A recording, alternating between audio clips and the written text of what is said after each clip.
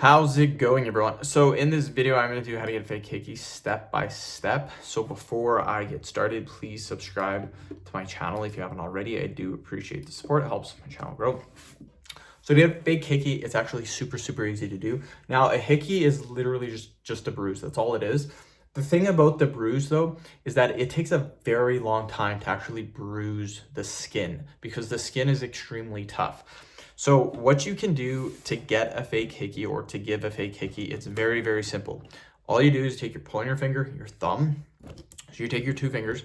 Most hickeys are on the neck because it's visible and at eye level, but this works anywhere on the body. So wherever you want the hickey to be, take your fingers, grab the skin, and then twist it.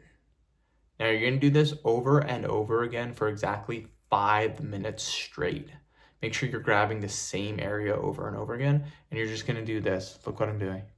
Just literally keep twisting and twisting and twisting and twisting. Now look at my neck. You can literally see it's getting red. Just the surrounding area is getting red. That's good. That means the bruise is starting to form, but you have to keep doing it longer and longer. After 5 minutes, the surrounding area is going to be very red.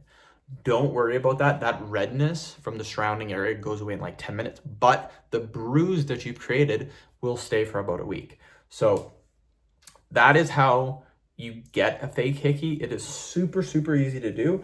If after 5 minutes, you can't really see the bruise or the hickey, you might have to do it for an extra 3 minutes. But for most people, the first 5 minutes should be enough to give you that hickey or to give you that fake hickey, if you will. And yeah, I've done this a couple times. It does work. End the video.